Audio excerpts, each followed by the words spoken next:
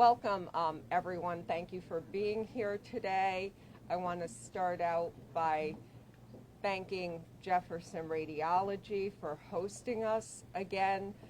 We were here a year ago under the governor's leadership. We came along with several of the other public officials to commemorate Breast Cancer Awareness Month, and we are back here again wanting to remind women to get their screenings. My name is Linda Kowalski. I serve as Executive Director of the Connecticut Radiological Society. And again, we know that early detection is what saves lives. And I want to thank the governor and the legislators for being leaders. They, once again, have worked hard to put Connecticut on the map to go in the right direction for patients. So I would like to now call upon Dr. Diana James, who has worked so hard, not only over the pandemic, but throughout the years, helping women. So thank you, Dr. James. I'm going to turn it over to you. Great. Thank you so much, Linda. We've been very busy at Jefferson Radiology. And as you know, over the course of the pandemic, things have changed. We've gone through a period of time where no one was vaccinated to a period of time where most of our staff and most of our patients are finally vaccinated. And as you know, that's super important for these cancer patients, that vaccination. And I applaud the governor for his work with, encouraging vaccination in Connecticut. I feel so proud to live in a state that has such high vaccination rates. And I know our breast cancer patients feel the same way. I've been looking at the data, from 2020 and also from 2021 to try to figure out what's changed. And are we missing patients? Are patients not coming in? And unfortunately, the reality is that there are some patients that are still not coming in for their screening mammograms.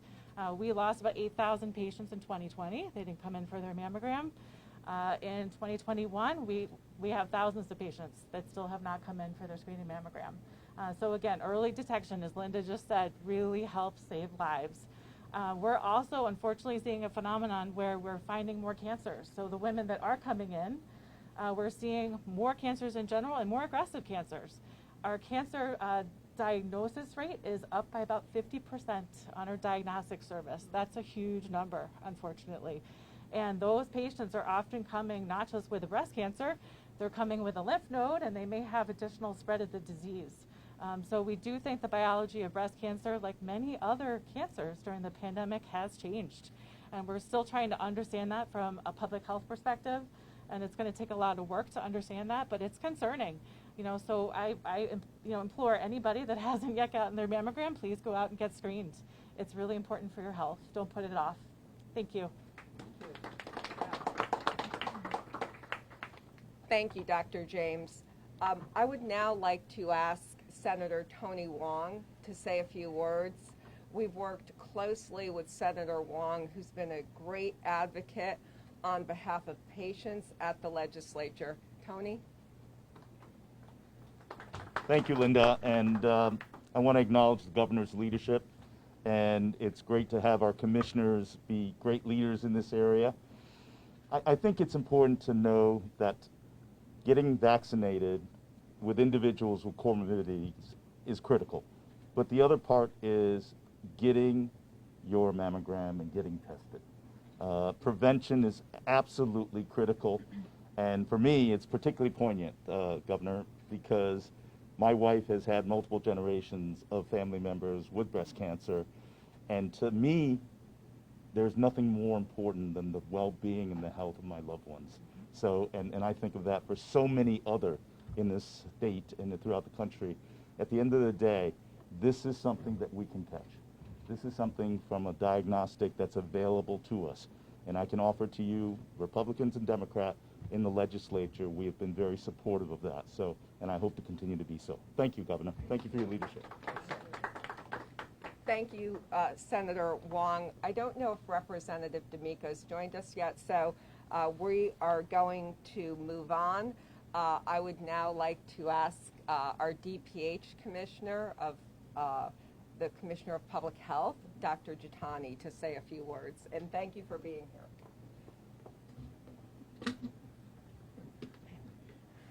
Thank you for having me at this important event. We know that an ounce of prevention goes a very long way.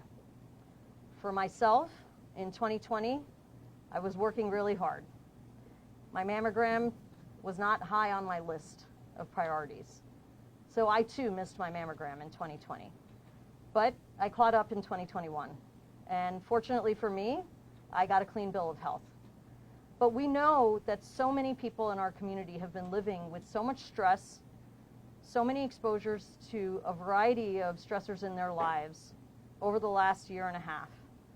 And again, remembering that prevention is really the key to all health. Getting your mammogram is one thing that you can do to be able to help you stay on a track of health. We at DPH do provide resources to allow people who are uninsured, potentially undocumented, to be able to get a mammogram for free. It is important that we capture as many people in screening mammograms as possible so that we don't hear about the outcomes of people that need to get chemotherapy, that need aggressive surgeries. And the only way that we can try to do that is to catch people early. So if you have not done it yet and you are eligible for a mammogram, please go out and do it and help keep your health on track for both you and your family who need you so desperately in their lives. Thank you. Thank you, Dr. Jitani. I now would like to ask our DCF Commissioner, Vanessa Durantes, to come up, and thank you for being here last year and telling your story.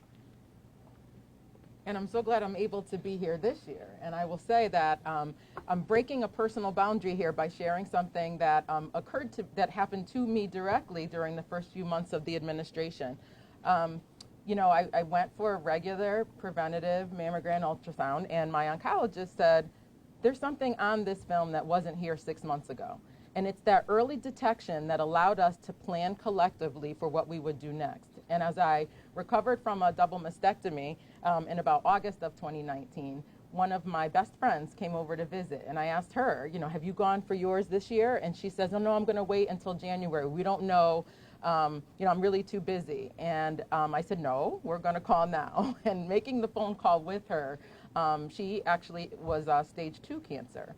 And so, you know, to think about the impact of this dreaded disease and how we can get ahead of it with mammography and ultrasound, I appreciate the work of Jefferson Radiation to bring awareness to this most insidious disease. You know, when I think of the impact to women, and particularly to African American women, recognizing the fact that the outcomes for many black women are poorer because of delayed screening. So understand this, that if you're hearing me throughout our conversation today of what this has meant for me and my family, I'm the mom of 2 beautiful 20-year-old girls, and they now understand and tune into their bodies very differently than they did in the past because they saw that early detection saved my life. And it's important for me to make sure that we're sharing that message, not only to the women that are living, but to the men who support them in their lives. Have the conversation, make the appointment, accompany your loved ones to the mammography,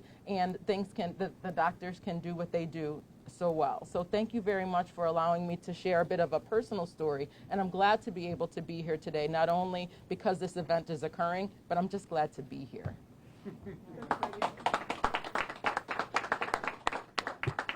Thank you again, Commissioner, for being back this year. And I now would like to introduce our Lieutenant Governor. We've worked over the years when she first started as a legislator and throughout her time in state government on many of these important initiatives. And like everyone, I can remember telling you about my mom and sister, breast cancer survivors, and you were always interested in helping patients and women. So, Lieutenant Governor Bysowitz, I'd like you to say a few words. Thank you. Good morning. Thank you so much, Linda, for having me, and thank you to Jefferson Radiology for hosting this important event to highlight Breast Cancer Awareness Month. This is a time when we have the opportunity to emphasize how important early detection is. It's estimated that 268,000 women in the United States will be diagnosed with breast cancer each year, and it's estimated that here in Connecticut more than 3,500 women will be diagnosed with breast cancer. And this is something, like some of the stories that you've heard, is personal to me. Breast cancer has touched my family. My mother, my sister, and 2 aunts have battled this terrible disease. And this is something that has touched many families across our state. I think people should know the good news. The good news is that if you detect breast cancer early, then you have a 98.6% chance of survival for 5 years. Whereas if you detect it late and stage 4 breast cancer is found, then your survival rate over 5 years is only 25%. So it's just so important, particularly since so many people put off getting their mammograms during the pandemic, to get screened as soon as possible, particularly if you've put it off. And it's very disturbing to hear from Dr. James how the cancers that are being detected, with so many women having put off their mammograms, that those cancers are more aggressive, and there's a higher number, 50% more cancers being detected. So the message is very simple. Please get your mammogram, and know that if you need assistance because you don't have health insurance, that Access Health Connecticut is there. Many people in our state don't realize that if you don't have health insurance, you may be eligible for free or reduced cost health insurance, and you can get your screenings through Access Health Connecticut. So please, please don't put it off. Also, many communities offer free screenings, and please reach out because it's so very important. And it's my honor to introduce our governor, Ned Lamont. I did want to thank Dr. Weigart, and again, I did want to thank the governor, because we have practices all across the state, and we know that Connecticut has had a high incidence of breast cancer. And with your leadership and working with the legislators, we've been able to be a leader in passing bills that have made a difference. So thank you, Governor. Well, thank you, Linda. And look, like Susan, I was just struck, Dr. James, by the fact that you're detecting 50% more incidents. And some of that is better detection. Some of it is just what's happened over this last year and a half, you were explaining to me. Everything has got amped up a little bit with this COVID. I mean, I think you see it in terms of stress. I think you see it in terms of addiction. I think you see it in terms of some of the nonsense going on in the hallways of our high schools. I think you see it in terms of suicide and trauma. And also, I wouldn't have expected this, you see it in terms of breast cancer. And one of the things to remember is I like to do things that work. Getting vaccinated works, and that's why we're able to be here at Jefferson Radiology. That's why you can come here safely. That's why there's no reason to put this off any longer. Do it now. Yeah, I mean, I think you heard Susan say how much better your odds are with early detection. What a difference that makes. It's extraordinary. It also just reminds you of what long COVID has been, and that's why I just really am urging everybody to come in, get your test.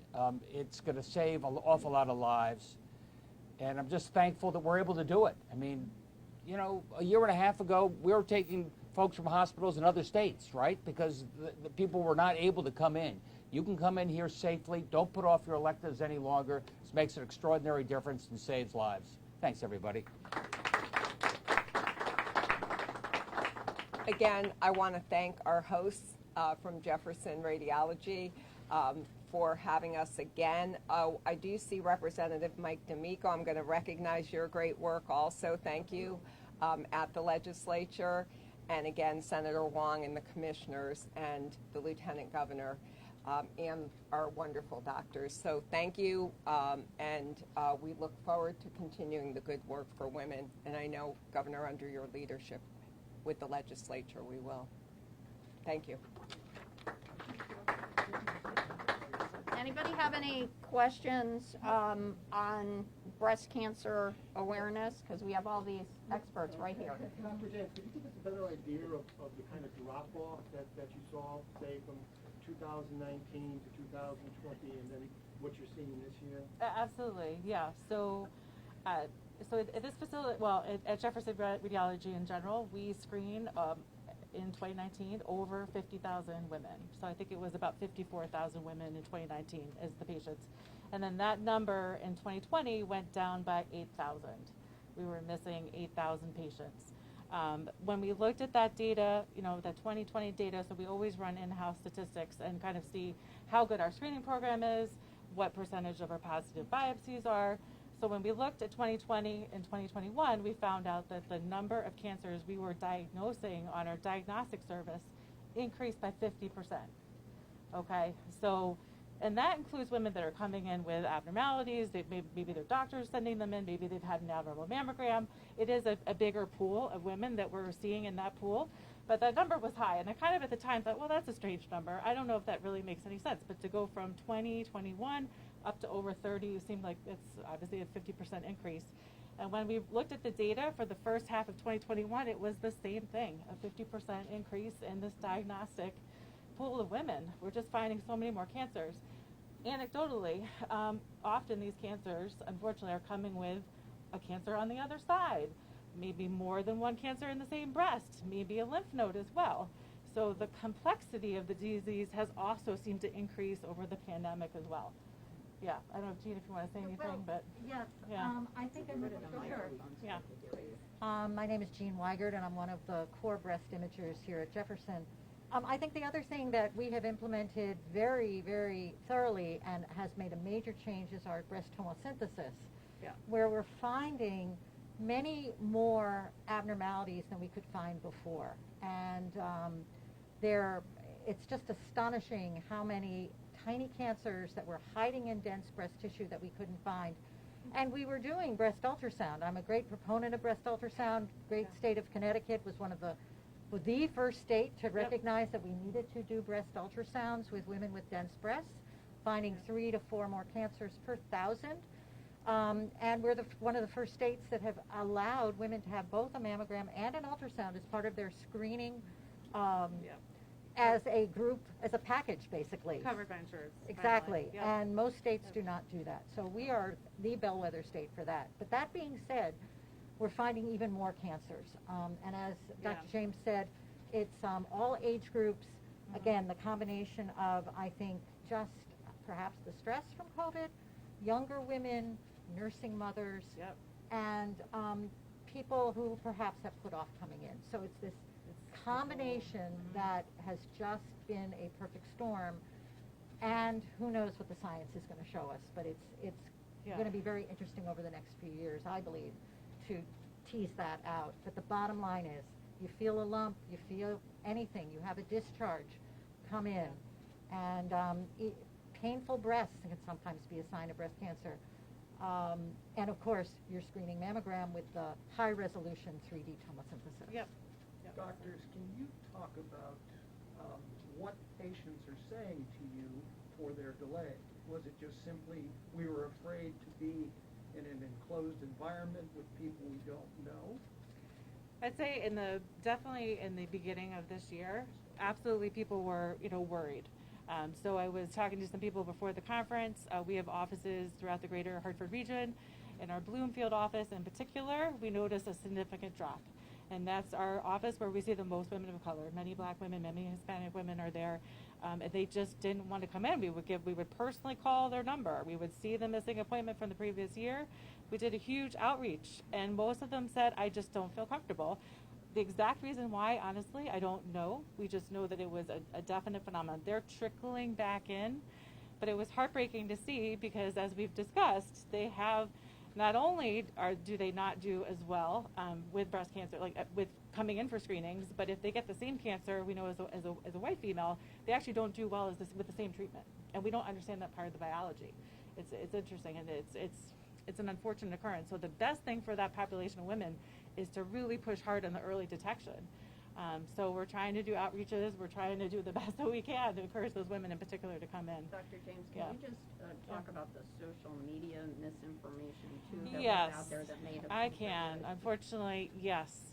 So I know a lot of my colleagues and their wives kind of alerted me probably in March and April that there was this rumor going around that if you got the COVID vaccine, you would sort of feel like you had breast cancer, maybe you had breast cancer almost. I mean, it was like this hysteria around it. And what that means was when you get the vaccine in the same arm that you get the shot in, about 10% of women with the Pfizer and the Moderna vaccine get swelling of the lymph nodes. And that's one of the signs of breast cancer. Abnormal lymph nodes. We have patients that, unfortunately present like that, and that's kind of a later stage presentation of the disease. We learned that it goes away. Probably in about 4 weeks, most patients' lymph nodes go back to normal. It's just a normal immune response to the vaccination. So we were putting off, screening appointments. We were trying to triage people. We'll get your vaccine here and then do it later. And now we have the booster shots. I would say to anybody that is eligible for a booster shot, don't worry about the mammogram or the ultrasound. Just schedule however you normally would schedule. We have protocols in place to manage the lymph nodes if you get them. And they almost all go back to normal. It's just a normal response to the vaccine. Yeah. Thank you. Sure. Okay. Anybody else? What is the now recommended age to start screening? That is so it's a little bit of a contentious, topic. So the American Cancer Society and the American College of Radiology would say 40. A lot of other societies might say 45. Some others might say 50. Some women around here actually get baselines in the late 30s if they have a family history.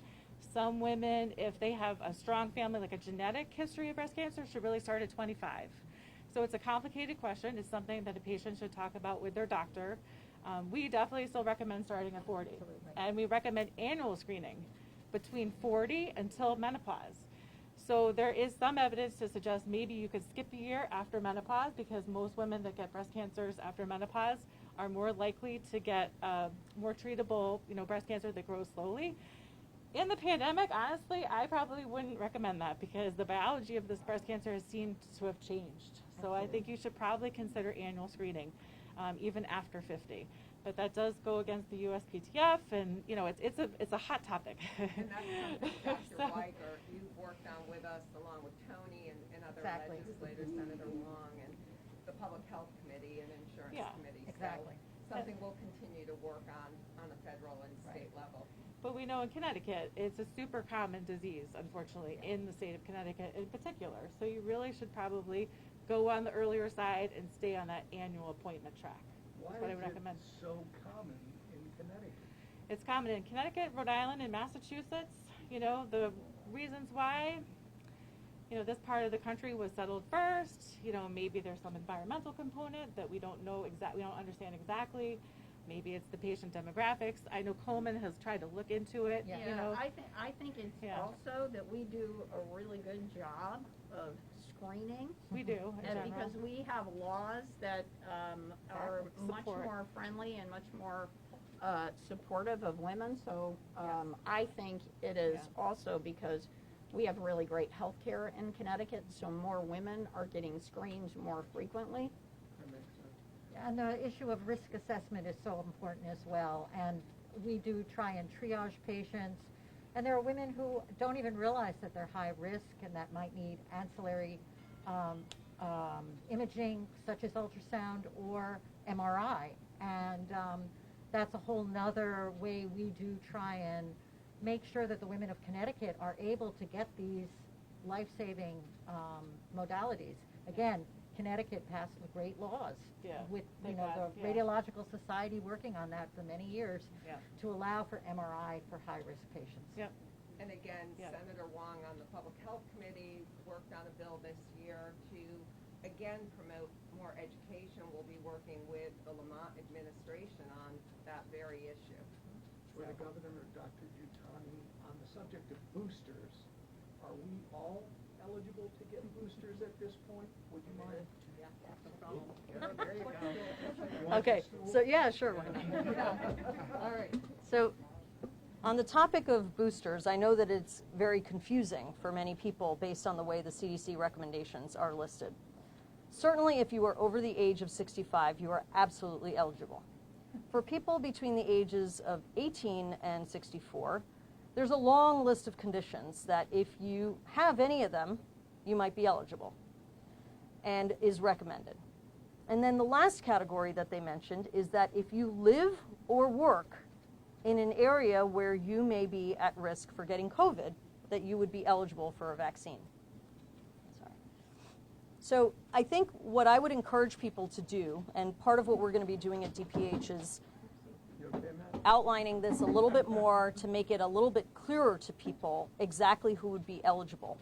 But what I would suggest is that you look at that list of conditions that you might have, and many people have them. And then I would consider whether you live or work in an area where you might be at high risk of getting COVID.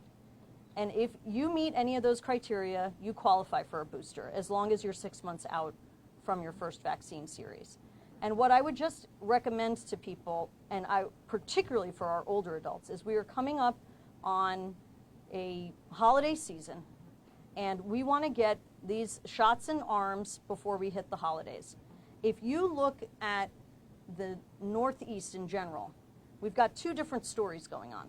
If you look at Maine, New Hampshire, and Vermont, they went up with Delta, they came down, and now they're going back up. And if you look at Massachusetts, Connecticut, and Rhode Island, we have a different story. We're still on our way down. Now, why do I bring this up? What do the northern states have? They have colder weather already, they have an older population, and probably some waning immunity. So given that we see what's going on there, we don't want that here in Connecticut. So I would look at those criteria. We will be coming out with more information just to make it as simple as possible for people to understand who is eligible. But if you are eligible, please go out and get your booster. Can we go to the DPH website to get the conditions for boosters? We're going to be working on that a little bit. Okay, so we'll let you know on that, and we'll be messaging that further. But certainly on the CDC site, it is there right now. Commissioner, can you talk a little bit about, we're anticipating that the shots are going to be available soon for the younger kids. What a logistical rollout of that would look like in Connecticut, and are we concerned about, since it's only Pfizer, the supply being able to meet that demand? So we have a lot of supply. We've placed our first set of orders for this vaccine. We are working with pediatricians' offices, school-based health clinics, pharmacies. There are going to be multiple different places where people can potentially go to get a vaccine. I understand as a parent, and for many people, they may want to be with their child when they're getting this vaccine. And we're trying to find ways to make it as easy as possible for people to be able to sign up and get those vaccines. We know that pediatricians' offices alone, if they start fielding calls and, how many appointments are they going to be able to take in a day? That's going to be complicated, right? That's going to be very complicated. So we are continuing to explore the different options and ways to make it as easy as possible for people to be able to get access to the vaccine. We have plenty of shots. I have no concern about having enough shots.